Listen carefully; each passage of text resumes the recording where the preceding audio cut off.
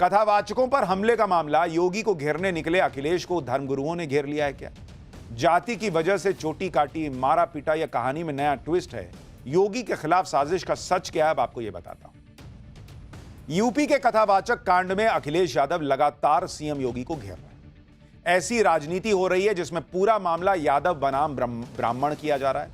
यह नैरेटिव अखिलेश यादव के पीडीए वाले एजेंडे में फिट बैठता है और इसलिए इस मामले में लगातार पेट्रोल छिड़ककर आग लगाई जा रही है। लेकिन मुख्यमंत्री योगी आदित्यनाथ चुपचाप सब देखने वालों में से नहीं है। आज योगी ने पुलिस प्रशासन को अच्छे से टाइट कर दिया और क्लियर कट कह दिया कि यूपी में जातीय दुश्मनी फैलाने की साजिश हो रही है और इस साजिश का तुरंत पर्दाफाश कीजिए। सीएम योगी की नहीं, हिंदू धर्मगुरुओं को भी इस घटना को यूपी में विधानसभा चुनाव से पहले सुलगाने की साजिश दिख रही है, क्योंकि इटावा के कथाकांड को लेकर ब्राह्मण और यादव पक्ष आमने सामने आ गए। जमकर बवाल हो रहा है, जबकि जिन कथावाचकों के साथ बदसलूकी हुई उन पर जाति छुपाने के लिए धोखाधड़ी का केस भी दर्ज हो चुका है और बदसलूकी के आरोपियों को पहले ही जेल भेजा जा चुका है। ऐसे में सवाल उठता है कि क्या वाकई इटावा कांड की आड़ में यूपी को जातीय संघर्ष में झोंकने की साजिश हो रही है?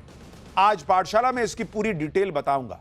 साथ ही यह भी बताऊंगा कि कैसे सीएम योगी ने इस साजिश का पर्दाफाश करने के लिए पुलिस प्रशासन को खुली छूट दे दी है और इटावा कांड पर अखिलेश यादव ने क्यों अमेरिका के राष्ट्रपति ट्रंप को घसीट लिया।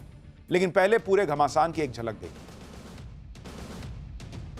इटावा के जिस कथावाचक कांड को लेकर यूपी से बिहार तक सियासत गर्मा गई, उसकी पूरी डिटेल आगे बताऊंगा। लेकिन पहले देखिए इस मुद्दे पर कैसे घमासान बढ़ता जा रहा है। इटावा में आज पुलिस ने उन कथावाचकों के खिलाफ एफआईआर दर्ज कर ली है जिनके साथ 21 जून को बदसलूकी हुई। कथावाचकों पर आरोप है कि उन्होंने खुद को ब्राह्मण बताकर भागवत कथा का ठेका लिया और असली पहचान छुपाने के लिए फर्जी आधार कार्ड का इस्तेमाल किया। लेकिन कथावाचकों के खिलाफ केस दर्ज होते ही यादव संगठनों ने इटावा में बवाल शुरू कर दिया। केस वापस लेने के लिए पुलिस थाने का घेराव भी किया गया। इटावा में बवाल के बीच लखनऊ में अखिलेश यादव ने एक बार फिर कथाकांड को तूल देने की कोशिश की। पूरे बवाल के लिए योगी सरकार को निशाने पर लिया। अब यह समझना भी जरूरी है कि आखिर अखिलेश यादव इटावा में हुए कथाकांड को इतना बड़ा मुद्दा क्यों बनाने में जुटे हैं। दरअसल अखिलेश यादव को लग रहा है कि इस घटना में वो सारा मसाला है जिसे वो 2027 के विधानसभा चुनाव में योगी आदित्यनाथ के खिलाफ नैरेटिव बनाने में इस्तेमाल कर सकते हैं। जैसे इसमें जाति की राजनीति है, इसमें अखिलेश के सबसे बड़े हथियार पीडीए का समीकरण भी है और बवाल की भी पूरी गुंजाइश है। अखिलेश यादव को अपने इस मकसद में शुरुआती कामयाबी भी मिलती दिखी, जिसकी गवाही आज इटावा से आई तस्वीरें दे रही।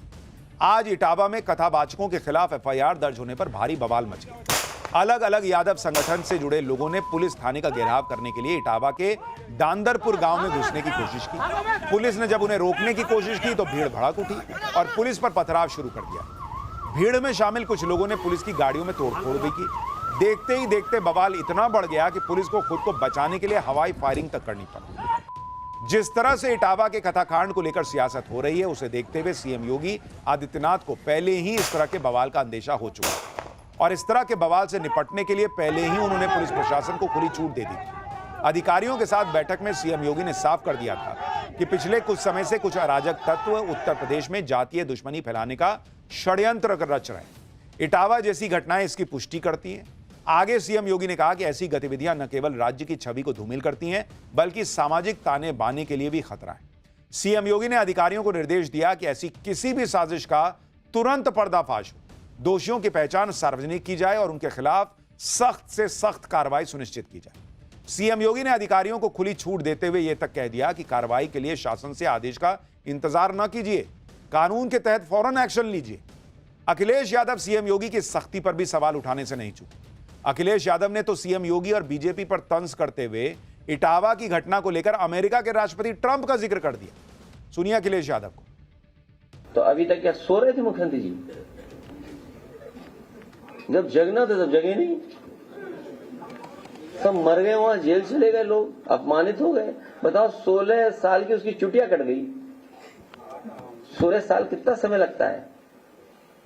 16 साल की चुटिया कट गई, इतना दुखी था बेचारा वो। अब बताओ किसी चुटिया काट दो तो कैसा महसूस होगा आपको?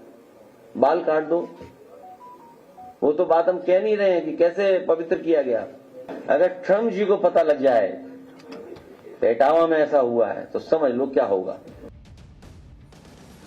आप सोचिए अखिलेश यादव के लिए इस मामले की गंभीरता क्या है। वो बोल रहे हैं कि बताओ 16 साल की छुट्टियां कट गई, उनके पीछे लोग हंस रहे हैं, मुस्कुरा रहे हैं।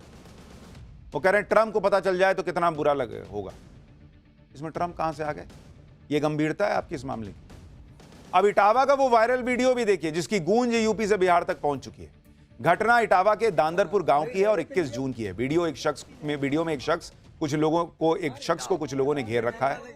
वीडियो में उसे जाति छुपाने की सजा देने की बात हो रही है और फिर भीड़ में घिरे शख्स की चोटी और बाल काट दिए गए। इतना ही नहीं, आरोप है कि भीड़ ने कथावाचकों को एक महिला के पैर छूने और नाक रगड़ने के लिए मजबूर किया।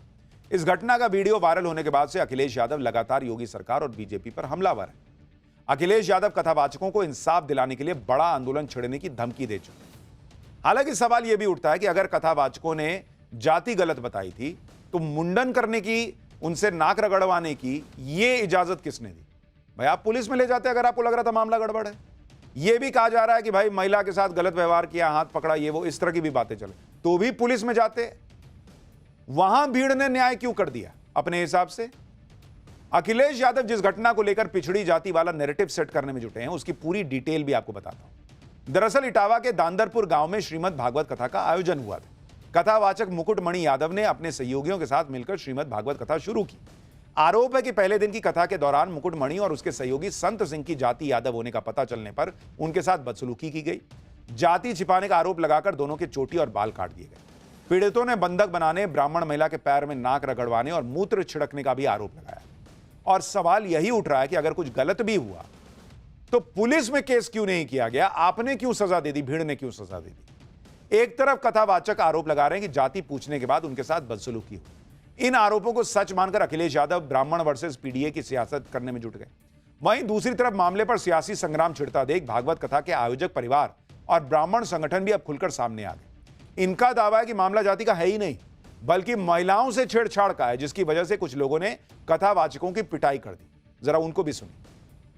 मैंने अपने पति को बताया कि लोग, इनके इरादे अच्छे नहीं हैं, गलत लोग। ये भागवत चार कैसे है मुझे नहीं समझ में आ रही। ये भागवत ये भी इनकी जांच कर रही, तब इनने जांच करी, जिनने कुछ लड़कों को बताया तब उनसे कि तुमने ऐसी गंदी हरकत क्यों करी, भाभी से माफी मांगी। एक छोटी सी मामूली सी घटना थी, इसको इतना तूल नहीं देना चाहिए था। उस व्यक्ति ने, जो कथावाचक है, अपनी जाति छुपाई। कोई तकलीफ नहीं थी, जाति छुपाई, ठीक है। कम से कम असली हरकतें न करते, आप वहां पकड़े नहीं जाते, 7 दिन कथा करके आप चले जाते। यानी सबके अपने अपने पक्ष हैं, लेकिन एक सवाल इसी बात का उठ रहा है कि भीड़ ने सजा क्यों दे दी? पुलिस के पास पकड़ के ले जाते। इटावा की कथा कांड में लग रहे आरोप और प्रत्यारोप के बीच कथावाचक मुकुटमणि यादव का आधार कार्ड और विजिटिंग कार्ड भी वायरल हो रहा है। मुकुटमणि यादव पर भागवत कथा का कार्यक्रम पाने के लिए अपनी जाति छुपाने और खुद को ब्राह्मण बताने का आरोप है। वायरल हो रहे आधार कार्ड में मुकुटमणि के नाम के आगे अग्निहोत्री लिखा नजर आ रहा है, यानी उन्होंने खुद को ब्राह्मण समाज का दिखाने की कोशिश की आरोप है। इसी तरह मुकुटमणि यादव का विजिटिंग कार्ड भी वायरल हो रहा है, जिसमें मुकुटमणि नाम के आगे आचार्य और पंडित लिखा नजर आ रहा है। इसमें भी कहीं यादव लिखा हुआ नहीं दिख रहा। वायरल हो रहे आधार कार्ड की जांच के बाद ही पुलिस ने कथावाचक मुकुटमणि यादव और उनके सहयोगी संत सिंह यादव के खिलाफ धोखाधड़ी का केस दर्ज कर लिया है।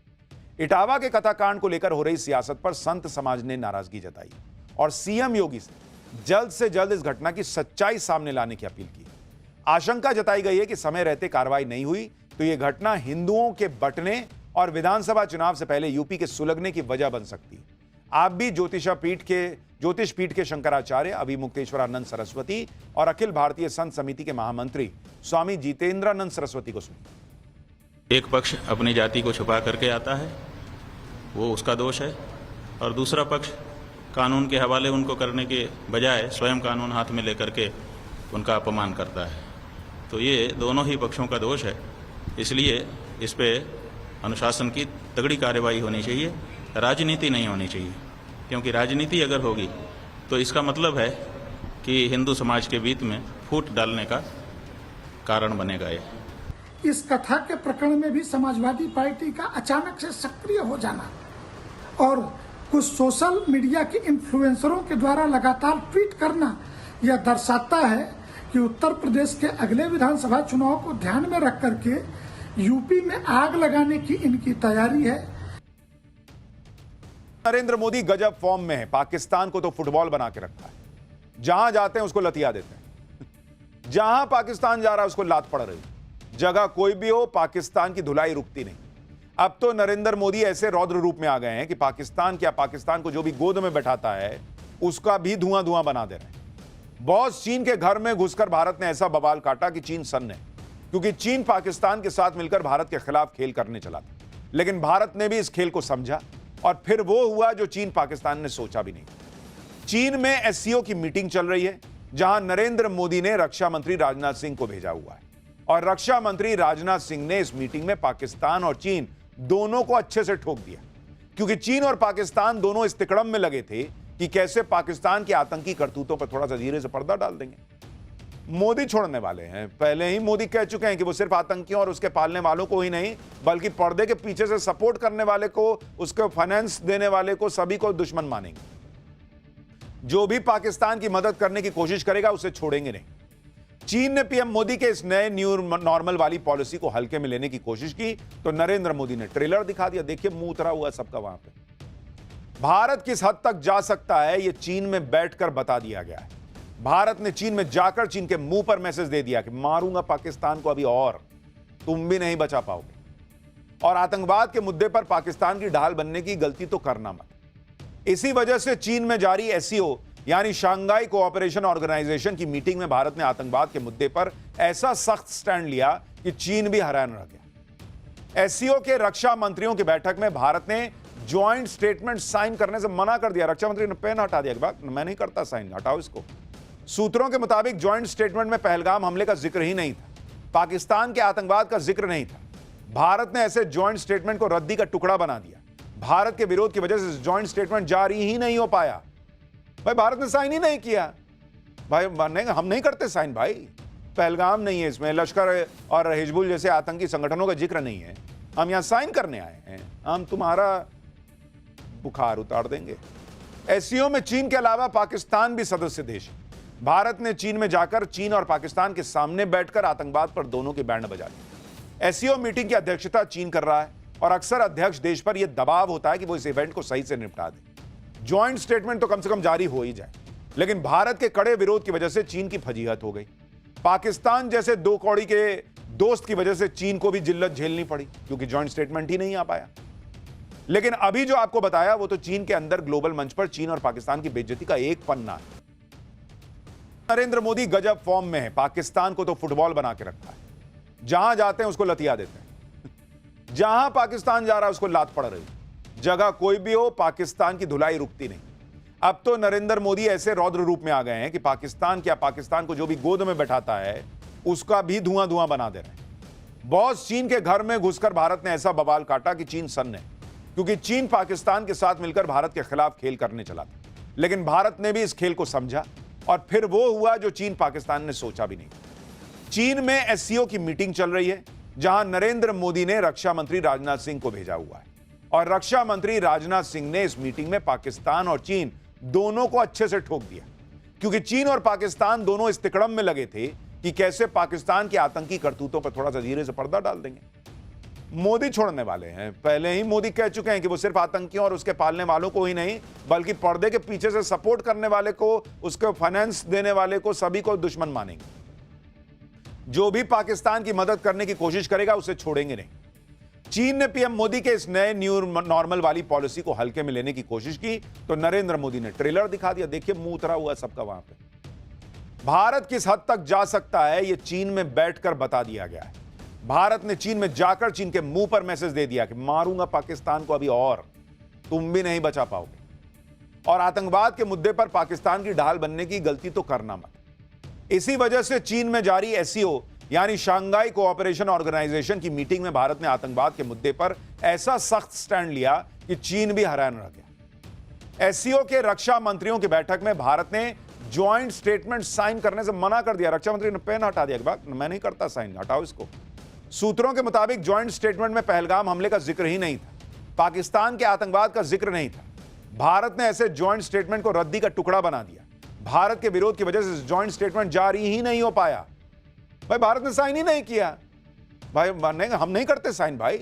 पहलगाम नहीं है इसमें, लश्कर और हिजबुल जैसे आतंकी संगठनों का जिक्र नहीं है। हम यहां साइन करने आए हैं, हम तुम्हारा बुखार उतार देंगे। एससीओ में चीन के अलावा पाकिस्तान भी सदस्य देश है। भारत ने चीन में जाकर चीन और पाकिस्तान के सामने बैठकर आतंकवाद पर दोनों के बैंड बजा दिए। एससीओ मीटिंग की अध्यक्षता चीन कर रहा है और अक्सर अध्यक्ष देश पर यह दबाव होता है कि वो इस इवेंट को सही से निपटा दे। ज्वाइंट स्टेटमेंट तो कम से कम जारी हो ही जाए, लेकिन भारत के कड़े विरोध की वजह से चीन की फजीहत हो गई। पाकिस्तान जैसे दो कौड़ी के दोस्त की वजह से चीन को भी जिल्लत झेलनी पड़ी, क्योंकि ज्वाइंट स्टेटमेंट ही नहीं आ पाया। लेकिन अभी जो आपको बताया वो तो चीन के अंदर ग्लोबल मंच पर चीन और पाकिस्तान की बेइज्जती का एक पन्ना है।